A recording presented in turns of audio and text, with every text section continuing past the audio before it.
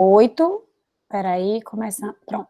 Hoje, dia 18, vamos continuar o assunto de ponto de equilíbrio. Na aula passada, eu não ministrei aula online, mas eu passei o vídeo da aula da professora Ana Beatriz. Quem não assistiu, assiste lá, que eu vou partir dele já, certo? Para a gente não ter prejuízo do conteúdo. Próxima aula, a gente continua e finaliza o assunto de ponto de equilíbrio. Na próxima semana, dia 25, a gente faz uma revisão dos nossos assuntos, e no dia 27 a gente vai ter o prazo da nossa AV2. Vai ser o mesmo jeito da AV1, mas eu vou falar sobre ela hoje para vocês, tá bom? E aí, em junho, a gente vai falar sobre precificação. A gente está planejando aí trazer convidados, fazer uma atividade sobre comparação de preço. Se vocês lembrarem, a gente estava planejando fazer uma visita a supermercados, fazer uma feira, a gente não vai poder fazer a feira presencial, mas a gente vai tentar fazer algo online, tá? Então, vamos por partes. A gente primeiro tem um trabalho para entregar hoje sobre margem de contribuição, que eu passei para vocês na segunda-feira passada, né? O trabalho sobre margem de contribuição foi o nosso último assunto que a gente viu, e é o nosso último assunto para a prova, tá? Ponto de equilíbrio só entra para a V3, mas a gente já vai falar dele a partir de hoje, na verdade, a partir da última aula, que foi um vídeo da professora Ana Beatriz. Então, margem de contribuição a gente encerrou, e aí eu deixei essa atividade, onde eu pedi que vocês... Gente, essa atividade vale pontos para a V2, certo? Ela vale 2 pontos. A V2 ela vai valer 6 pontos, sendo 2 pontos de um trabalho que vocês já tinham feito, PEPS, UEPS, média ponderada. Lembram? Assim que a gente começou as aulas online. 2 pontos vai ser esse trabalho sobre margem de contribuição. Esse trabalho de margem de contribuição, eu passei um exemplo de uma venda de coxinhas, que é um produto, nesse caso, com baixa margem, né, sem muito valor agregado, desse exemplo que eu passei no vídeo, que ele pode ter muito valor agregado, né? A gente pode pensar aí na nossa cidade, por exemplo, algumas coxinhas que têm um preço bem mais caro do que R$1, como é esse caso aí. Mas esse caso, ele tem um baixo valor agregado, ele é vendido por R$1, né? Esse vídeo também é um pouquinho antigo, tá? Considerem isso. E aí eu pedi que vocês somassem a esse produto exemplos onde vocês podem sugerir, por exemplo, um refrigerante, um produto doce, um outro tipo de salgado, em que vocês vão sugerir um mix de produtos, trabalhando o cálculo da margem de contribuição, né? Através de realidade de um negócio, no apelo de um cálculo de margem, onde vocês vão trabalhar também um composto de produto. Como assim? Se você entende que eu estou numa realidade, no centro da cidade, onde as pessoas passam e pegam com pressa, e elas têm um baixo orçamento para almoçar, eu não posso trabalhar muito a minha criação de valor. Falo já, João Vitor. Mas se eu estou trabalhando em uma região mais gourmet da cidade, onde as pessoas podem ser proporcionadas por um encantamento, onde eu posso colocar, sei lá, criar um espaço de experiência, que a pessoa pode ter, pode ser surpreendida, ela pode receber um produto, sei lá, uma sobremesa com mais, como é que eu posso dizer, com mais, uma gourmetização maior, eu posso criar mais valor, e ter uma margem maior aqui desse produto, né? Então, você vai sugerir produtos. O João Vitor perguntou, e eu recebi essa pergunta pelo WhatsApp de vários alunos, então deve ser uma dúvida de todos. Se eu preciso calcular, e esses dados têm que ser reais. Esses dados devem ser pesquisados. Por exemplo, vou dar um exemplo real para tirar a tua dúvida, João Vitor. Eu vou sugerir, professor, um refrigerante, um copo de refrigerante para compor o segundo produto, né, além da coxinha. Então, esse copo de refrigerante, para calcular a margem de contribuição, lembrando que margem, ela vai ser o preço menos os variáveis, onde os variáveis são os custos variáveis e as despesas variáveis. Desculpa, gente.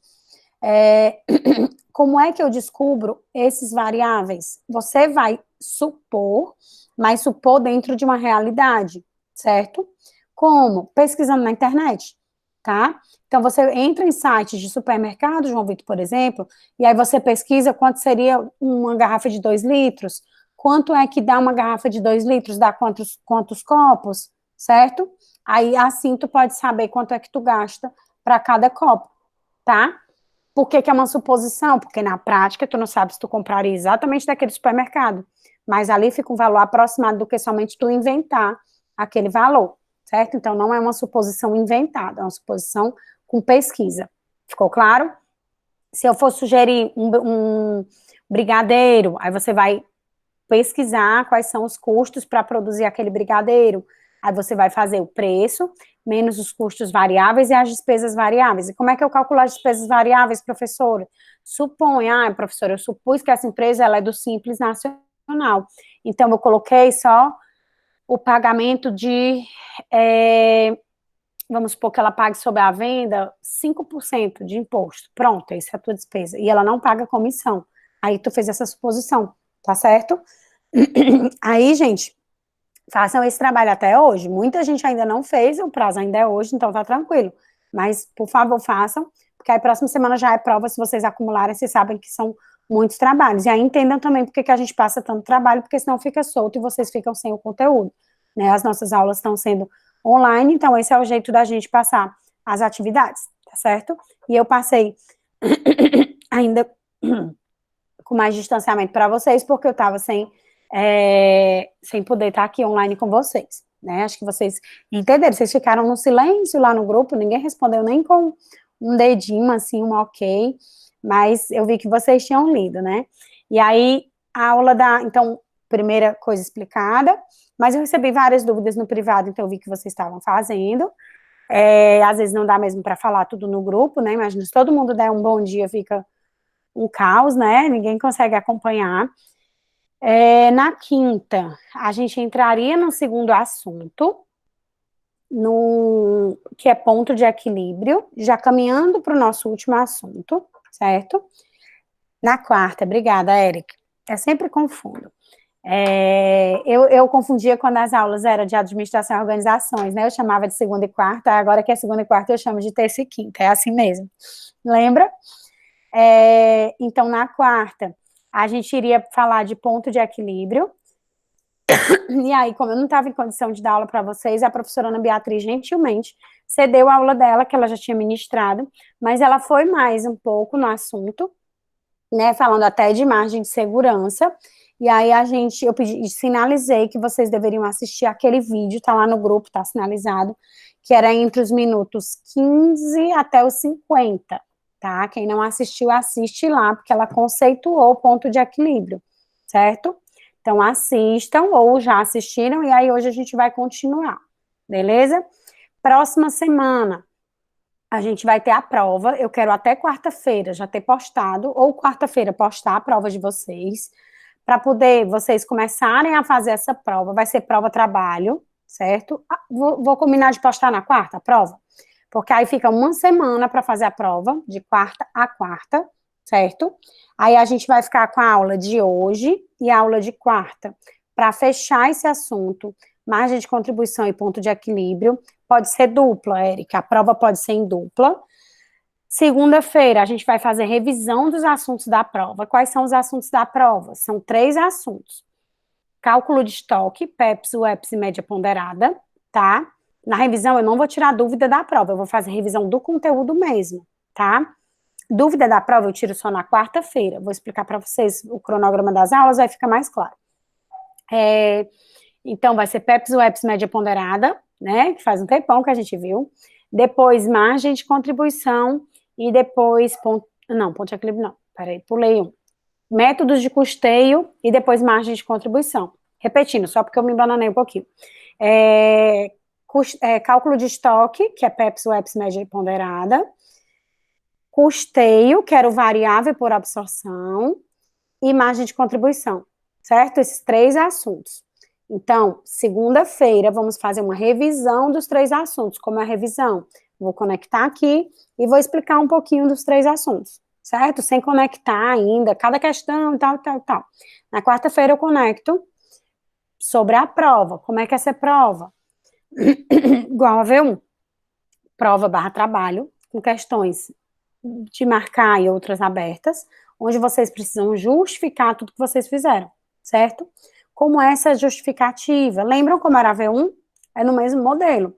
Vocês precisam explicar, e naquela justificativa é um meio de vocês estudarem, certo? Eu fiquei muito feliz com o resultado da V1, no sentido de que eu vi que foi um jeito de vocês estudarem e relembrarem a matéria.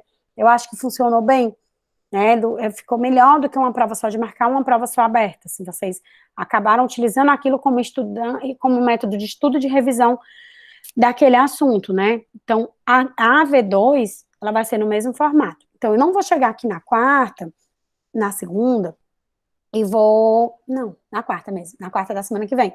Não vou chegar aqui e vou dizer, gente, a questão 1, bora explicar. Não vai ser assim. Eu vou conectar e vou dizer, gente, vocês têm dúvida da prova? Aí eu vou lembrar na V1, tinha uma dúvida de alguém que disse assim, professora, o custo industrial unitário, foi uma dúvida que vocês tiveram na prova da V1. Eu não entendi esse nome.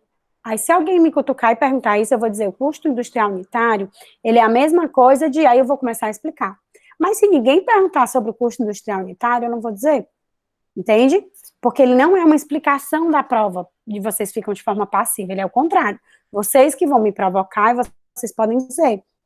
Aí eu posso dizer, entendeu? Então, na quarta, que é o dia de entrega da prova, professora, eu já enviei a prova, eu preciso conectar na quarta? Não, fica à vontade, tá? Então, se eu já enviei a prova, não tenho dúvida, fica à vontade, quarta você, mas como sempre tem alguém com dúvida, ou você até já fez toda a prova, mas quer só confirmar aquele item, então conecta aqui, né? Lembrando que sempre eu tô aqui conectada às 7h30, tá? Mas eu deixo para começar às 8, porque a gente mesmo fez esse combinado, né? Entendendo que 7h30 ficou aí meio uma mudança de rotina para todo mundo acaba acordando um pouco mais tarde, né?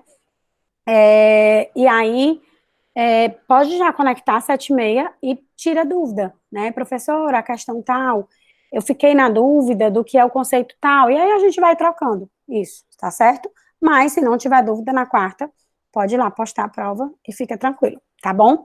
Vai ser pela ferramenta trabalho, tudo normalzinho. Na semana seguinte, que já vai ser junho, aí a gente vai falar sobre formação de preço, e aí a gente vai tentar trazer convidados, a gente está estudando para a gente arrematar aí esse conteúdo, e eu quero fazer um trabalho com vocês, onde a gente vai visitar os pontos de venda e comparar a precificação, tentando fazer uma experiência prática para a gente minimizar o prejuízo da gente não poder ir ao ponto de venda. Professora, já está dizendo que a gente não volta para o presencial, eu nem tenho o poder de decidir o que o governador vai decidir, nem o que o reitora vai decidir, mas já temos a orientação das disciplinas que são teóricas, que é o caso dessa, que elas permaneçam até o final do semestre online, certo? Por quê? Porque é mais seguro para todos nós. Então, atividades que deveriam ser práticas, elas devem ser sugeridas para o próximo semestre. E atividades que seriam práticas e que não conseguem acontecer online, elas tentem se adaptar, né, que é o caso da visita, a gente vai tentar fazer isso em ferramentas online. Beleza, gente? Alguma dúvida? Tranquilo?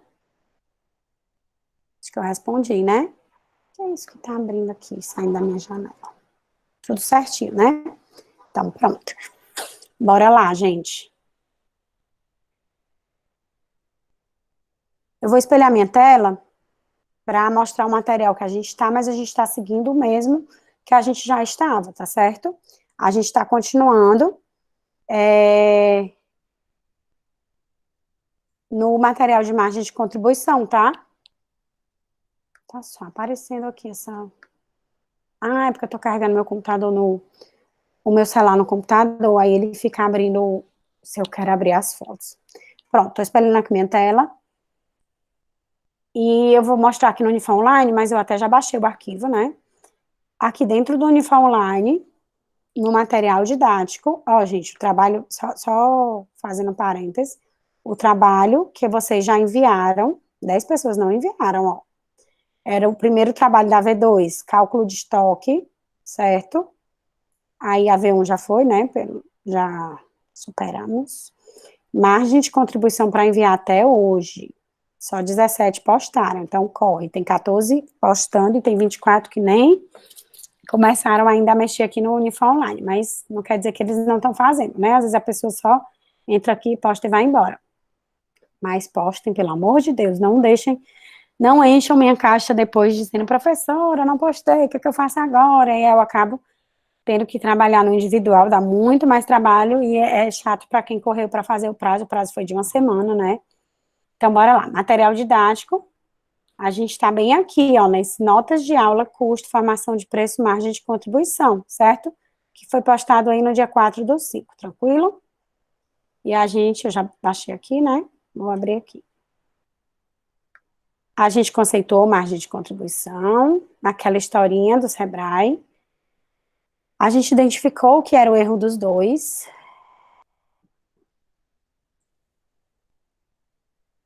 E a gente aprendeu a calcular, né? Isso foi matéria passada, tá? Onde a gente aprendeu o quê? Margem de contribuição, ela é o preço menos os variáveis, despesa e custo variável. A margem de contribuição, ela é em valor absoluto e ela também é em porcentagem, né? Onde eu tenho a porcentagem, ela é o quê? Ela é o valor, aqui está explicando como é que calcula, ela é o valor dividido pelo todo, tá? Tem algumas dicas, né? E alguns exercícios, tá? Esses exercícios eu ia fazer com vocês na aula que eu passei o exercício do Zé da Coxinha, tá? Era isso que eu ia fazer. Ponto de equilíbrio, o que é? Isso aqui foi dado na aula da professora Ana Beatriz, tá certo? Eu não vou voltar para explicar, porque ela falou exatamente essa explicação. Quem não assistiu, vê lá o vídeo que está no grupo, mas é para explicar o que é ponto de equilíbrio, que são 3 tipos, contábil, econômico e financeiro, e explica como calcular. A gente vai focar, gente, no ponto de equilíbrio contábil, certo? Eu queria só trazer um foco aqui para vocês. Existe o ponto de equilíbrio uniproduto, existe o ponto de equilíbrio multiproduto. Como assim? O ponto de equilíbrio uniproduto é quando eu tenho um ponto de equilíbrio de apenas um produto. Por exemplo, eu quero saber qual o ponto de equilíbrio, imagina a Bayer de medicamentos. E aí ela tem, dentro do orçamento dela, quanto ela vende de cada medicamento. Né? Ela é uma das maiores fabricantes de medicamento do mundo. Ela tem quanto ela vende de cada área, de cada medicamento. Então, dentro daquele orçamento dela, ela tem um mínimo que ela tem que vender de cada medicamento. Então, ela vai ter o de uniproduto, né? E ela tem o multiproduto, naquele todo dela. No multiproduto, ela tem o total da Baia, quanto que ela tem que vender. No uniproduto, eu posso trabalhar muito, gente, em unidades. Por exemplo, eu vou vender em Redoxon. Em Redoxon eu tenho que vender X unidades de Redoxon. Quando eu falo em uniproduto, ai, que saco. Tá abrindo toda hora outra tela. Eu posso falar, por exemplo, na Páscoa, que eu tenho que vender X mil ovos de Páscoa, entende? Um produto. Mas se eu estiver falando na lacta toda, eu estou falando, por exemplo, em X mil quilos de chocolate, porque não faz sentido falar em unidades. Ou se eu estiver falando em multiproduto, eu estou falando em X mil quilos de farinha. Ou estou falando, por exemplo, em X mil reais de faturamento, porque aí eu já coloquei todo mundo no mesmo saco. Aí um é quilo, o outro é fardo, o outro é pacote, né? O outro é uma embalagem maior, o outro é menor. Então, quando eu falo em multiproduto e uniproduto, eles se perdem um pouco em unidade de medidas, né? Em finanças, eu sempre digo que, assim como em marketing, o pessoal adora termos em inglês, né? Então, você escuta mais falar break-even do que ponto de equilíbrio, tá? E aí a gente vai considerar as quantidades produzidas e os custos e despesas variáveis e fixos, né? O volume de produção também eu vou considerar. Eu vou considerar também os custos variáveis. Eu vou considerar os custos fixos. Eu vou considerar a quantidade produzida. Eu vou considerar o preço, o custo variável unitário. Vou considerar o custo fixo operacional. Vou considerar as despesas financeiras. Vou considerar a receita total, né, que é o preço vezes quantidade, custo variável total, e vou considerar o meu custo fixo total. Então, aqui é uma demonstração de resultado de exercício com as letrinhas em legenda aqui do lado. Ó. Prestem atenção aqui só para a gente acompanhar essas letrinhas aqui na direita. Ó. Aqui é a receita de venda, ó. Aqui é uma DRE, certo? Aqui é receita de venda menos custo variável total é igual a margem de contribuição, certo? Isso aqui a gente viu até a aula passada. Se eu diminuir os custos operacionais fixos, eu descubro o meu lucro operacional. Se eu diminuir as minhas despesas financeiras, eu descubro o meu lucro antes do imposto de renda. Se eu provisionar o meu imposto de renda, eu vou descobrir o meu lucro líquido, certo? E aqui é uma legendazinha de nomenclaturas, né? Receita de vendas é o preço vezes a quantidade. Custo variável total é o variável unitário vezes a quantidade. Margem de contribuição total é a margem de contribuição unitária, que é o preço de cada unidade, menos o variável de cada unidade, certo? Ó, vezes a quantidade, tá? Só que lembrando que eu tô falando como se fosse só um produto, né? Custos operacionais fixos, eu vou chamar de FO, tá? E lucro operacional eu vou chamar de LAGI. Vocês sabem o que é LAGI? Sim? Não. Não? Lucro antes dos juros e imposto de renda. Essa é uma nomenclatura que vocês devem conhecer, tá? Então, na DRE, algumas vezes ele vai ser chamado de lucro operacional, mas esse lucro operacional, em conversas financeiras, ele é chamado de LAGI. Por quê? Porque ele é o lucro, vamos olhar para cima, eu quero que vocês conheçam isso aqui numa linguagem operacional de vocês no dia a dia. Gente, que saco isso aqui ficar abrindo. Deixa eu desconectar meu celular. Na linguagem de dia a dia, se vocês estiverem analisando uma demonstração financeira, vocês saberem, por exemplo, uma diferença de um lucro final e de um LAGI, tá? Por quê? Porque eu vou ter aqui, ó, um lucro operacional. Então, aqui eu não tirei ainda minhas despesas financeiras. Então, aqui eu digo o seguinte, alguém falou aqui? O EBIT, é o EBIT e depois o EBITDA, né? É porque é em inglês, né? Exatamente. Cadê? Eu tenho o EBIT aqui, ó, e o EBIT daqui, certo? Ó, aqui seria o LAGI, a gente também chama, tem o LAGIRDA, né? E aí em português é EBIT e EBITDA, tá? É essa mesma nomenclatura, mas se tu tiver em alguma demonstração com a linguagem em inglês, aí tu pode encontrar ele chamando de EBIT mesmo. Então, lucro operacional, se eu for olhar o que é que eu já tirei, eu peguei da minha receita, tirei os meus custos variáveis e tirei os meus custos operacionais. Ou seja, se eu estiver dizendo assim, gente, para eu operar isso aqui, para eu funcionar, eu consigo tirar de custos operacionais. Lembra que esse método aqui eu tirei, ó, variável, isso aqui é custeio variável, tá? Só lembrando que é custeio variável, só tira os custos variáveis. Os fixos estão aqui, ó. Tá vendo, ó? Os fixos, que são aqueles indiretos, eu tirei todos aqui, ó. Então, para eu produzir, vamos pensar no exemplo da confecção, que eu sempre gosto de usar. Para eu produzir tudo que eu vendi na confecção, os variáveis dessas camisas, calças, foram tirados. A margem de contribuição desses produtos que eu vendi estão aqui, tá? E os custos, os custos fixos dessa empresa estão aqui. O meu lucro foi esse.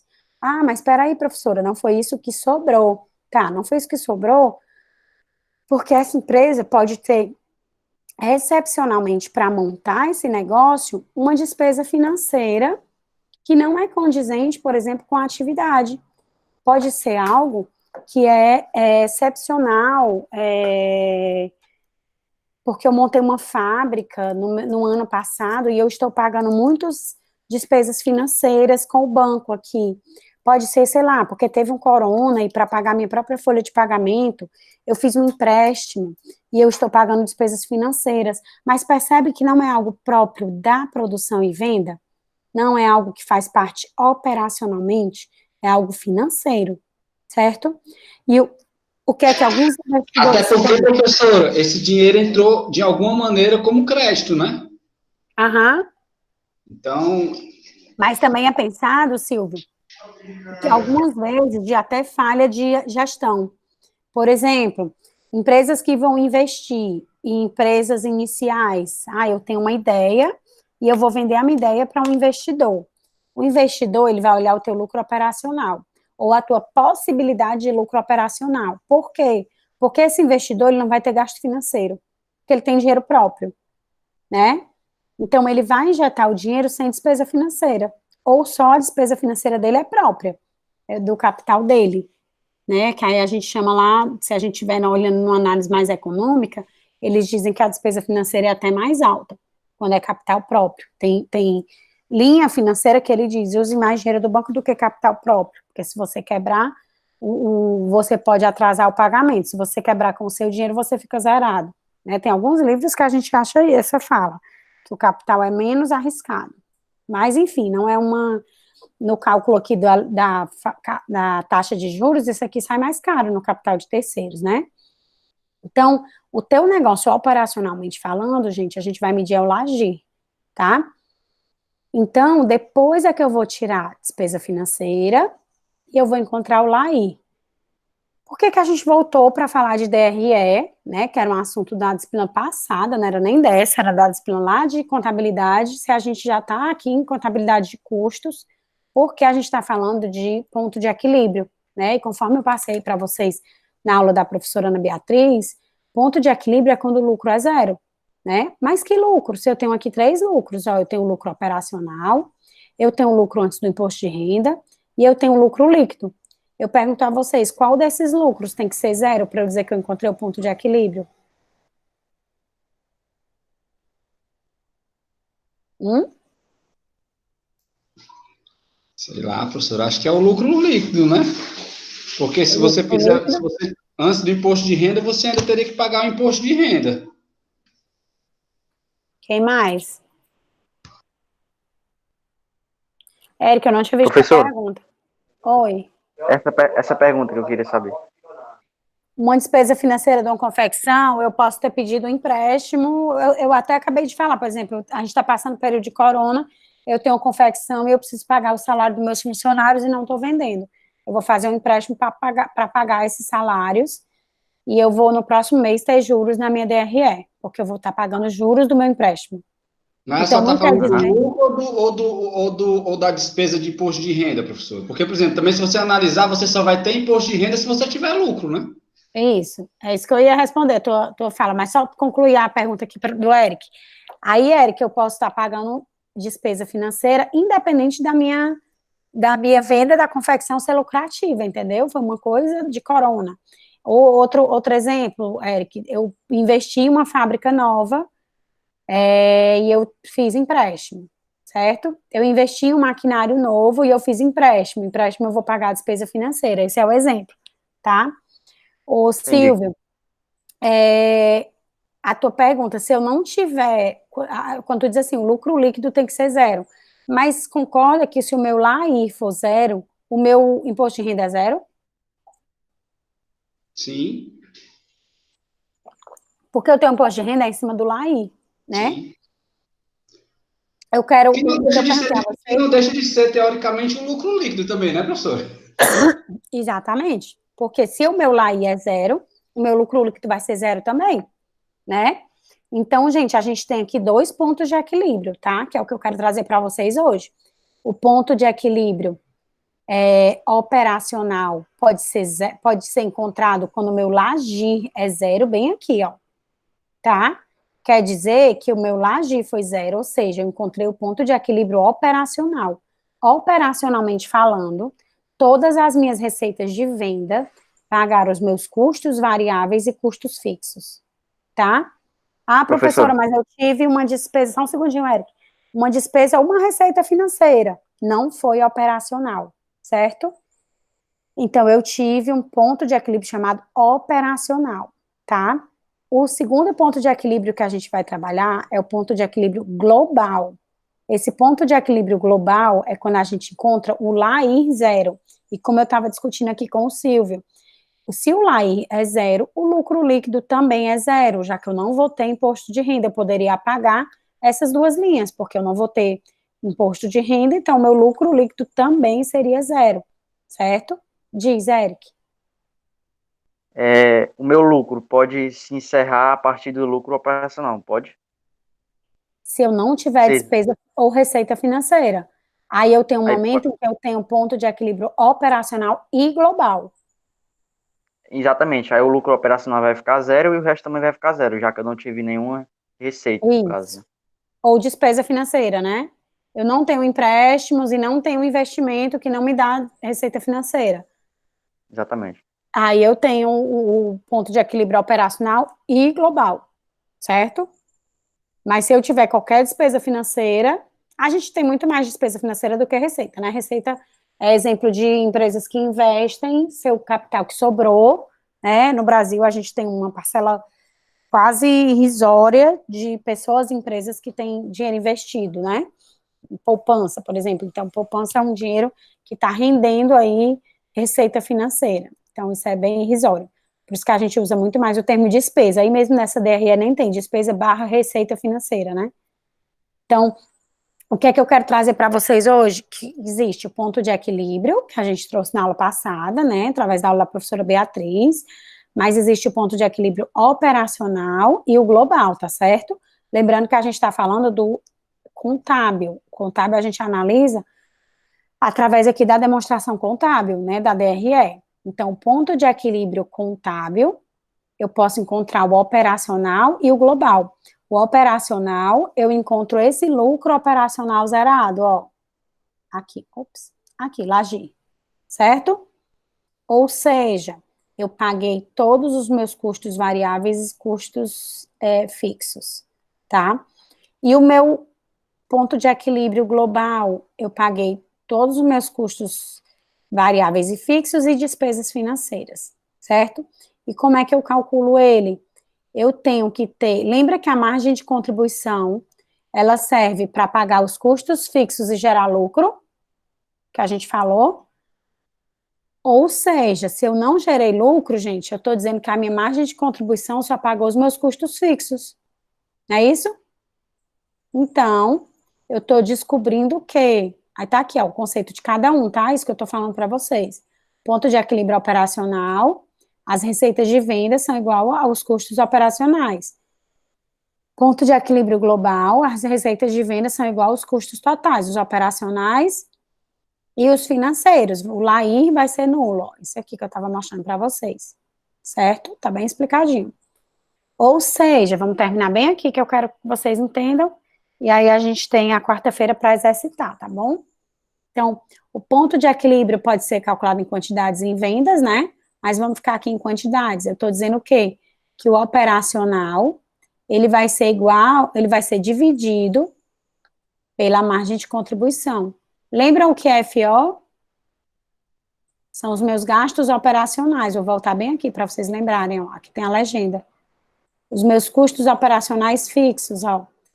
Eu falei para vocês, os custos fixos operacionais, no meu ponto de equilíbrio operacional, ó, a margem de contribuição, ela não é o que sobra para pagar os custos fixos e gerar lucro.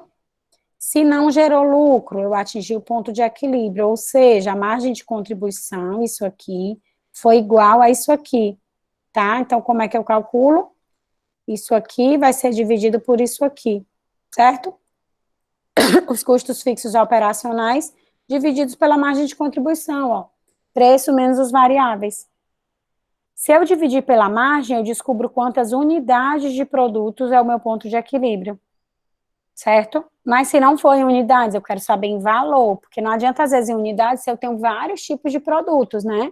Eu quero saber multiprodutos. Aí vai ser os custos fixos operacionais dividido pela taxa da margem, que é a margem, preço menos os variáveis, dividido pelo preço. Isso aqui é a taxa da margem, A gente aprendeu também na planilhinha que tem bem aqui, ó. Passar aqui ligeirinho, mas eu até mostrei ela hoje. Aqui, ó. Aqui, ó, taxa da margem, esse aqui, ó, 15,4. Como é que eu calculo? 3,12 dividido pelo preço total. 3,12 dividido pelo preço total. Se eu dividir os custos fixos operacionais pelo 15% e não pelo valor da margem, eu descubro o valor do ponto de equilíbrio, certo? Então, eu estou descobrindo o quê? O meu ponto de equilíbrio operacional. E o ponto de equilíbrio global é a mesma coisa, só que ao invés de dividir só os meus custos fixos operacionais, como eu fiz aqui, ó, eu estou dividindo os meus custos fixos totais, que são os operacionais mais os financeiros. Os operacionais mais os financeiros, só isso. Certo? Aí na próxima aula a gente exercita. Tá bom? Tranquilo, gente? Professora, Oi. tem como a senhora conseguir aqueles slides sobre ponto de equilíbrio com a Ana Beatriz? Porque foi bem Tem, explicativo. Eu gostei. tem sim. Eu peço os slides dela. Eu acho até que tem como eu pegar no Unify Online. Sem eu nem. Mas tem sim, ela até já Ok, disse que a gente podia pegar. Eu vou pedir e aviso quando eu postar para vocês. Tá bom? ok, ok. Alguma dúvida, gente? Não, professor, tá tranquilo. Tranquilo, né? Aí, próxima aula a gente exercita, tá? Mas, assim, o conceito. Lembrando, a gente vai exercitar, a gente tem que saber bem detalhado uma DRE, o que é que importa, em cada linhazinha dessa DRE, o que é que. Ai, gente, eu ainda tenho um pouco de coceira. Isso que é do corona também, né? Essas coceiras. Acho que é O, tomar o remédio para piolho, né, professor? deve Que ser, coça. né? Não, mas dá uns carocinhos e tudo, não é só no cabelo, não, viu, Silvio? A minha filha chega a estar com um corinho bem grossinho, a bichinha aqui nas costas. Chega, é grosso, eu digo que a bichinha tá com corinho de cobra. Professor, mas O, o- para mim o que pesou mais foi a dor nas costas. mas tu deve ter tido alguma coisa no pulmão, como eu tive também. Se bem que dá dor muscular também. Como Gente, foi no começo, eu nem tomei. Eu tomei um antibiótico normal, não tinha, nem se falava em cloriquina, nem em vermectina, não falava assim, nada disso. ah, ei, mas vamos para a gente concluir aqui o raciocínio. Então, vocês precisam dominar bem uma DRE e entender, né? Como eu sempre digo, a gente vai perder tempo não, investir tempo calculando, entendendo cada linha daquela, mas na prática, gente, a gente precisa, assim, tomar decisões rápidas, né? Por exemplo, se você vende chocolate, passou a Páscoa, será que esse mês é um mês de ponto de equilíbrio, né? Se você vende móveis, está numa quarentena, vão buscar ponto de equilíbrio, né? Não é um mês de lucro. Então, ponto de equilíbrio tem que ser uma linguagem comum, uma linguagem de tomada de decisão, né? Não tem que ser uma linguagem complicada, tem que ser uma linguagem acessível para você identificar, tomar decisão com base em produto, em margem. A gente tem sim que investir tempo calculando, identificando ali dentro da DRE saídas, né, possíveis soluções, onde é que a gente pode achar as melhores taxas dentro de cada linhazinha daquela qual os custos, identificar, aprendendo esses cálculos, mas na prática, né, quando vocês forem no dia a dia de vocês, de gestores, vocês vão ver que o que importa mesmo é a tomada de decisão com base nesse conhecimento que a gente está aprendendo aqui. Né? Então, valorizem isso aqui que vocês estão aprendendo. Na semana passada, até a professora Alexandra, do curso de contábeis, mandou uma vaga para a gente na área financeira, e um dos requisitos era compreender as análises de custos, né, que é o que a gente aprende nessa disciplina. Então, assim, isso está por trás para você tomar a decisão de forma mais rápida, né, mais inteligente, certo? E essa parte que a gente está do conteúdo é muito importante também. Beleza, gente? Tranquilo? Tranquilo? Beleza, né, Nicole? Pois então, gente, até quarta. Mandem um trabalho, finalizem aí até o final do dia. Quarta a gente conclui ponto de equilíbrio, eu mando a prova para vocês na quarta, e aí a gente já começa a falar de AV2, tá bom? Ponto de equilíbrio não cai na V2, tá bom? Mas cai na V3, tá bom? Eu achei que ficava muito em cima, tinha professora que não tinha colocado ainda, Nada, Marcelo. Bom dia. Tchau, tchau. Ah, professora, bom dia e melhoras aí para todos. Obrigada, gente. Tchau, tchau, para vocês também.